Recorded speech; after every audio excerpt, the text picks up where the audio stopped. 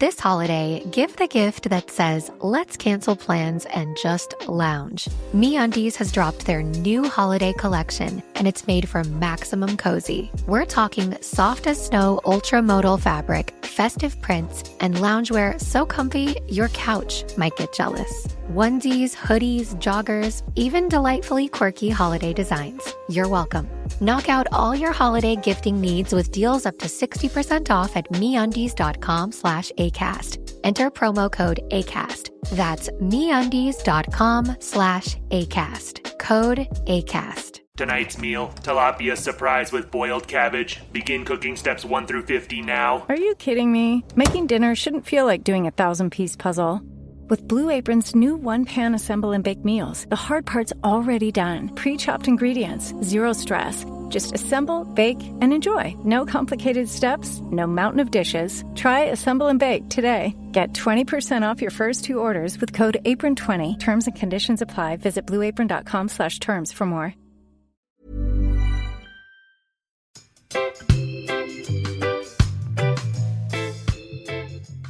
Another big piss-up is family gatherings. So Christmas lunches, baby showers, funerals, barbecues, birthdays. Your family's expectations, the stress that brings, particularly if you bring like a new partner into the frame. Even worse. And a lot of comparisons are made. You crack a joke and no one finds it funny. It's a stressful environment that most people choose to booze through. I think particularly Christmas, right? I mean, that's got to be the big one. Christmas is so huge. It's about boozing from start to finish. And no wonder sober people often relapse around that time of year, because you've got Christmas and you've got New Year and everybody you know is drinking. It is a really, really hard time. My birthday's on the 20th as well. So I've got 20th birthday, 25th Christmas, 31st New Year's Eve. It's like a mega 11-day drinkathon. Wow. It's going to be, actually, we'll do a podcast about that when that time of year comes. Yes, it'll be coming around pretty soon, Hamish, before you know it. But you've got a birthday story you want to share? I've got all my birthdays were pretty messy. I was trying to pick a few out when I was thinking of this, like which were my messiest ones. I remember on my 18th, my dad driving me back from a club and me puking into my lap and him saying that he was proud. We're going to go like I'd broken, into the family tradition at last. We're going to go 1 for 1 on birthdays. Here, okay, go on. So my 18th birthday, I ended up snogging a 52-year-old in Harrogate. And exactly preceding the snog, she was telling me a story about how she was looking forward to spending this Christmas with her 3 kids who were 24, 22 and 21. And they were older than you. Yeah. Oh, God, she got 3 kids older than me. Then she leant in. And I was like, oh, I have to kiss her. Talk about peer pressure. I had 3 mates who were watching me from the table next door. I was like, it's my 18th birthday. She's leant in. I have to kiss her. Good snog, was it? I can't actually remember. Oh, that's a shame. No, we're not in touch anymore. I think of her quite often. You were just thinking about it today, weren't you? I ended up at a house party on my 21st with my coat on fire. I'd put a cigarette in my top pocket and then zipped up my coat, and I opened up my jacket and there was smoke billowing out. And I was like, what's going on? There's a fire. And it was just me that was on fire. And I had to whip my coat off and throw it on the floor and stamp it out. You put a lit cigarette in your pocket and then zipped it up. Yeah. Why? I don't know. My 21st, I went to the darts, which is maybe the most intense drinking event in the world. I actually they're remember renowned for it, aren't they? I remember there's a quiz in England called Question of Sport, and they had a question there which was a football match, a cricket match, and the darts. Yeah.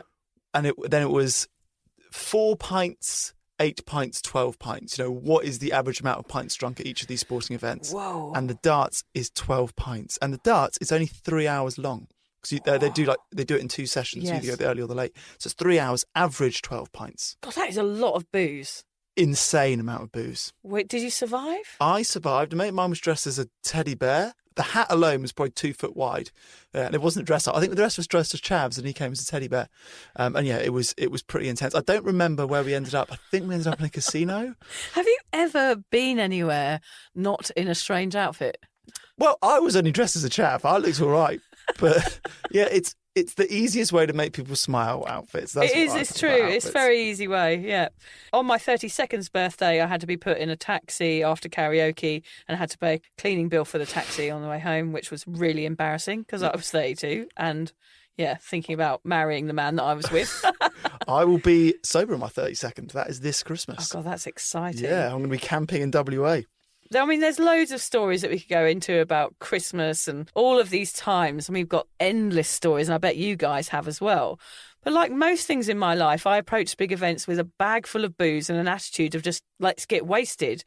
Now, even though the word birthday or festival conjures up the image of me stumbling around an empty dance floor with Tainted Love playing in the background, when I think about these occasions, I feel a bit pissed off with myself, actually. I totally missed out on these events throughout my life because I was too busy thinking about where my next top-up was coming from. Yeah, I think I've missed out on the point of these events too. A baby shower is about a baby. It's about the celebration of a new life. It's not about who's going to get the next bottle of wine from the offie. I guess we've both been so entrenched in a culture where using alcohol for any big social function that we've forgotten why we are there in the first place. So true.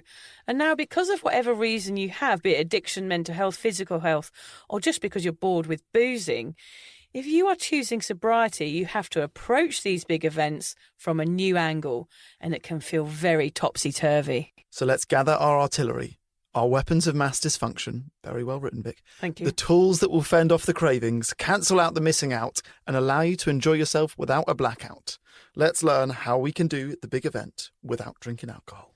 Let's start by asking the reasons why you might be nervous.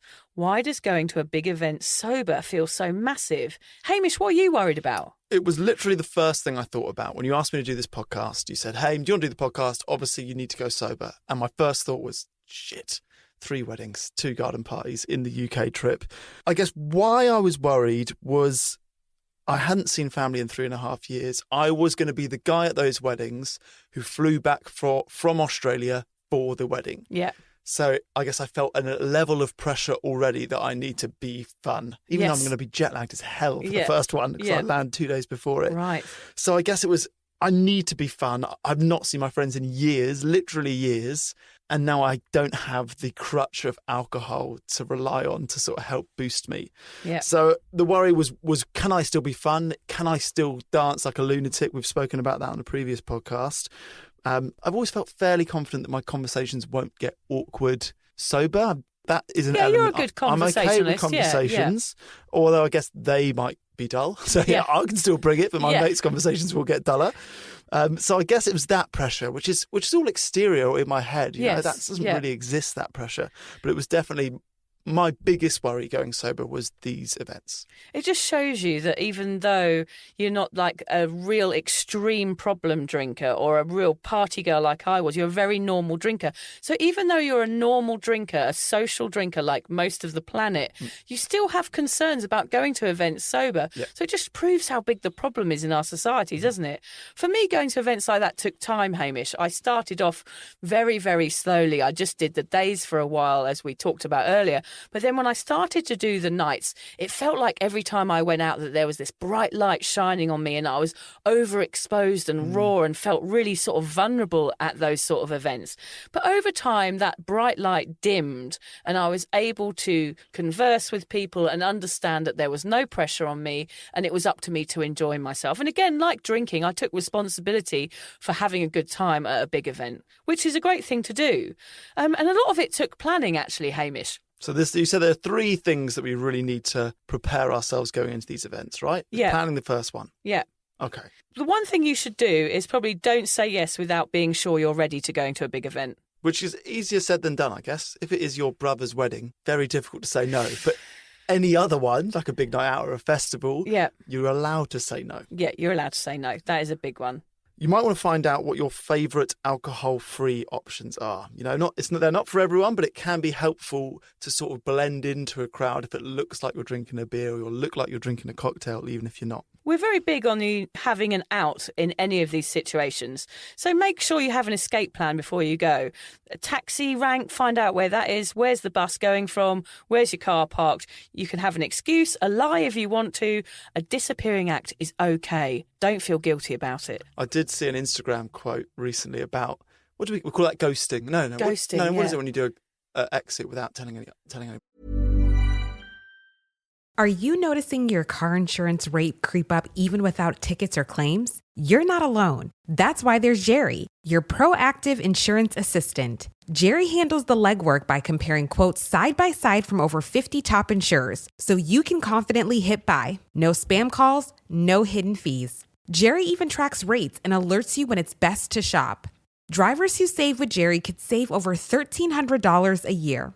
Don't settle for higher rates. Download the Jerry app or visit jerry.ai/ACAST today.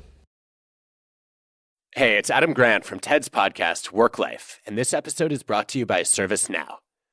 AI is only as powerful as the platform it's built into. That's why it's no surprise that more than 85% of the Fortune 500 companies use the ServiceNow AI platform.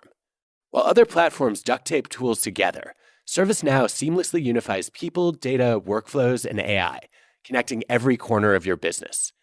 And with AI agents working together autonomously, anyone in any department can focus on the work that matters most.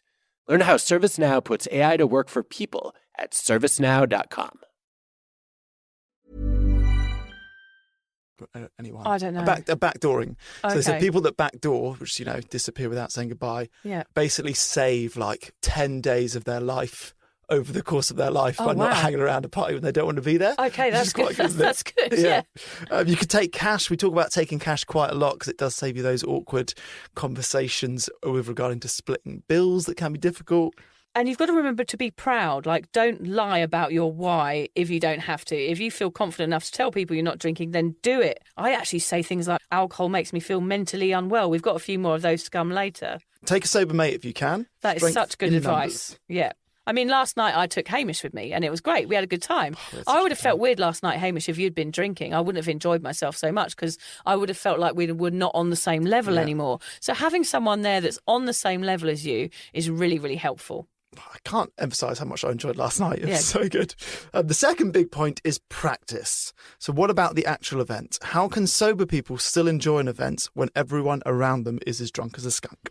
Remind yourself why you're not drinking. Remember your why and really drum that into yourself. You're doing this for a reason. It's because alcohol isn't working for you anymore. So stick with it. One of the ways to remind yourself is just look around the room. Look at the biggest dick in the room and remind yourself that you're not them anymore. Stand tall, be proud.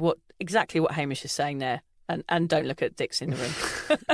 Don't put pressure on yourself to be the bringer of the goods. I was just talking about that, this pressure that I need to be the fun one. Yes. You don't need to bring all the laughs and the initiator of all the dancing. You can step back and let someone else do it. That can be hard for extroverts like you and I to let somebody else take over the laughs and the dancing and allow someone else to get the glory. Yeah. Okay, that's made me think. I'm going to set that as a challenge for myself. Yeah. I am going to be the first person on the dance floor at each of the 3 weddings. Okay, excellent. And you'll be posting pictures of that, I hope. Yes. Yeah, so don't give in to the expectations of others. They don't know your story. Play the tape forward. We always go on about that. What would really happen if you just had one? Would you stop? Probably not. Yeah, it would definitely be 2 or 3 and I'll be whacking Sambuca shots at the bar. Yeah. Trust yourself. Something I lost in my drinking days. Have your own back. Remember, it's up to you if you allow the influences of others to lead you off track. Trusting yourself means you go in there with confidence. Knowing you won't drink is the only way to enjoy yourself. I mean, if you go into these things thinking, oh, maybe I can, maybe I'll feel like one, maybe it'll be okay. You're just thinking about alcohol the whole night. But if you go into it and go, I'm never going to drink at this is just going to be a totally alcohol-free event, it sort of allows you to enjoy yourself. And that's exactly what we're talking about with practice. Once you get that first one under your belt, then you have that confidence and that trust in yourself to do it again. Totally. If you're going to spend the whole night wishing you could have a quick dram and be drunk like everyone else, then don't go. You need to be at the right place in your sobriety to face these events. If you're not ready, that's cool. Just give it a miss and go to the next one. So true. I think we should talk a bit here as well, Hamish, about the benefits of positive thinking. I think one problem is we are so used to being drunk that going to an event sober seems odd. I know I used to get myself into a negative frame of mind before attending events sober because I convinced myself I'd be nervous and that I would hate it. But the more I did it, the more I enjoyed it. And my brain eventually did a backflip.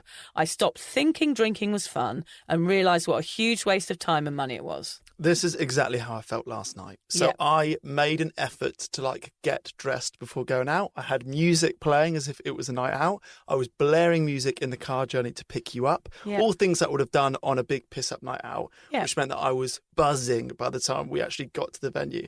So I think that sort of plays into positive thinking. Almost treat it like it is a big boozy night, just without the alcohol. Yeah, exactly. You can still look forward to these things and you can still have fun. You can treat it in exactly the same way and you can look forward to it in the end. You've written here a few mantras that I could tell myself over the course of the night to keep myself positive. Oh, yes. We've got non-drinkers are cool. I'm a sober punk. Doing the robot holding a can of Fanta is okay. If I repeat them over and over, then I might begin to believe them. Doing the robot sober is cool, Hamish. It just takes a few months of being sober to realise it. This booze-infused socialising doesn't reward us with anything apart from a headache and a bout of genital warts. Sober socialising gives so much more. So tell me what it feels like afterwards, Vic. I want to imagine that I've just done that first wedding and I've woken up the next morning. How does it feel? It feels amazing, honestly. I mean, I never imagined in a billion years that a drinker, a party girl like me, could ever go to a big event sober. But now I do it all the time, and it is the best thing about being sober. I feel really strong, and I feel like a warrior when I go to these things because I'm going against the grain, and I'm doing it in style when I go. I will dance, I will chat, and I will probably leave a bit early. Is there a smugness the next morning when such everyone's a smugness. hungover and you're buzzing? It is extremely a self-righteous thing to do. And it does feel good. There's nothing wrong with feeling good about doing something right. And I think being able to go out and socialise sober is a huge achievement, especially if you've been a drinker in the past. Yeah. And there is a sense of pride and you do feel like you deserve a big pat on the back afterwards. And, you know, I don't have phone calls from mates now saying you've done this or you've done that the next day. There's no itches where, you know, from the night before or bruises or... I always used to wake up with a cut on my chin from doing a swan dive every Friday night at the Big Beat Boutique in Brighton. Getting the worm wrong. Always got the worm wrong. And it's just those hangover-free Sundays, knowing everyone else is dying in bed and I'm like running down the beach and playing with my kids. I do feel very smug and it's bloody brilliant. And I get to spend the day with my family. It's wonderful. The message on our podcast is always to feel the awkward and do it anyway. And this big event is a perfect example of that. You've got to put yourself out there and get on with it. How do you think it will feel being at a wedding, being so raw and so naked, Hamish? I hope I don't get naked at this wedding. That's oh, the yeah. point. You've done that. We've both done that a few many times before. If I'm getting naked at a wedding sober, I've got bigger problems. Yes. Do you think you can look forward to it now? Or do you think, you know, once you've got a few events under your belt, you'll have some better social skills? Yeah, I think the big point from this podcast that will be my takeaway is that practice it and then you build on the confidence. So I think actually last night was quite a big one for me, just getting that first pub experience surrounded by drinkers out of the way has given me a lot of confidence. I now feel like I can do it. You know, I'm sure that a wedding is just a bigger version of what we did last night. Yeah, it sure is. So if you, like me, are new to the sobriety thing, then I reckon it's all about those 3 Ps we've just mentioned: planning, practice, and positive thinking. Oh, and having a newborn to look after the next day, helpful as well, right? Yes, so there's nothing worse. I mean, going out and getting hammered and then having a hangover and looking after a baby is the worst thing ever. I've done it. I know how awful it is. The screams are bad enough when I'm sober. I don't want to deal with them. I've got a headache. God, the worst. So if you're going to a big event in the coming weeks, don't be scared. Start looking forward to it and imagine all the positives that it's going to bring. You won't have to make any apologies for embarrassing your Auntie Pauline. Your dignity will stay intact. You'll get to be your true self. And the most wonderful thing, Hamish, is that you start to see that the people that matter still love you. And the ones that don't, well, they're probably just passed out under a table, so you don't have to worry about them. It seems, Vic, that one thing sobriety gives us is clarity. Instead of drinking, I hope to feel the love in the room at the wedding and absorb the people around me rather than heading to the bar. I want to remember the occasion as a wedding and not just a place to get wasted. If you're questioning your relationship with booze, you're struggling to moderate, or your hangovers are causing anxiety, it might be time to reach out for some support. Yeah, just talk to a mate about how you're feeling, contact a local doctor, find an AA or sobriety group. Vic's got one. Yeah, just head to www.cuppa.community. Remember, if you're questioning yourself, it might be time to seek support. Even though this journey can be awkward, it is definitely worth it.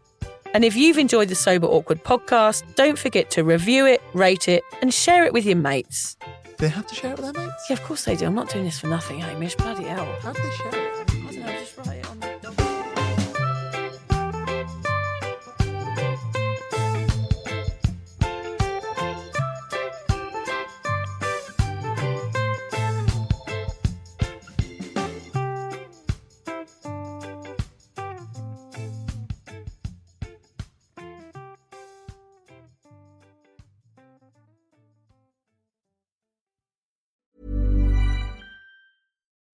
If you're a custodial supervisor at a local high school, you know that cleanliness is key. And that the best place to get cleaning supplies is from Grainger. Grainger helps you stay fully stocked on the products you trust, from paper towels and disinfectants to floor scrubbers. Plus, you can rely on Grainger for easy reordering, so you never run out of what you need. Call 1-800-GRAINGER, click Grainger.com, or just stop by. Grainger, for the ones who get it done. Make your home smell as good as it looks with Pura 4, the smart fragrance diffuser that lets you control your scent from anywhere. Choose from hundreds of premium fragrances, schedule your favorites, and set the perfect mood for every moment. And right now, get yours free when you subscribe to 2 cents for 12 months. Don't wait. This limited time offer won't last. Try it risk-free for 30 days. Now at Pura.com. Why choose a Sleep Number smart bed? Can I make my site softer? Can I make my site firmer? Can we sleep cooler? Sleep Number does that. Cools up to 8 times faster and lets you choose your ideal comfort on either side. Your Sleep Number setting. Enjoy personalized comfort for better sleep night after night. It's our Black Friday sale. Recharge this season with a bundle of cozy, soothing comfort. Now only $17.99 for our C2 mattress and base, plus free premium delivery. Prices higher in Alaska and Hawaii. Check it out at a Sleep Number store or sleepnumber.com today.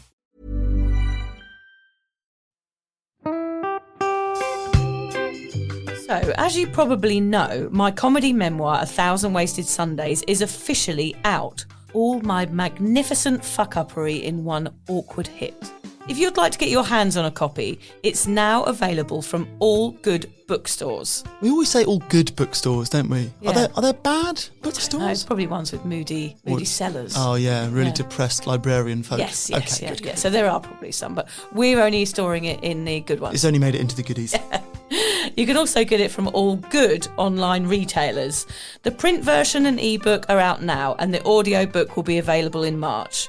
I've been writing my memoir for 5 years. It will make you laugh, cry and cringe, and hopefully inspire a few people to reconsider their relationship with booze. If you love the podcast, then I think you'll love the book, even if I do say so myself. Hamish has read it. What did you think? I feel like I know a little bit too much about you now, to be honest, Vic. Look, I really loved it. It was hilarious and surprisingly moving, but I feel like I've seen you naked in a literary sense. Yeah. Does that make sense? Yeah, that's worrying. Yeah. From an emotional point of view, seriously, it wobbled my teeny weeny wooden heart, Vic. Okay. My teeny little wooden heart. Well, his wooden heart is broken. Anyway, so if you do manage to get your filthy mitts on a copy, please do me a favour and head to goodreads.com and give me a review. Doing that will help me get it out there to those that need a bit of sober support. So there you have it. My story, unwanted warts and all. Come and get awkward with me. Not to be too demanding or anything, but seriously, go and buy it now. Go and buy it. Go and buy it right now. Yeah, don't just tell your friends, buy it, and then buy your friends one or two. Yeah, don't give them a copy, buy it. Yeah. And you know what? Don't be careful where you store it. If you lose it, you can always buy another 5. Buy another one. Yeah.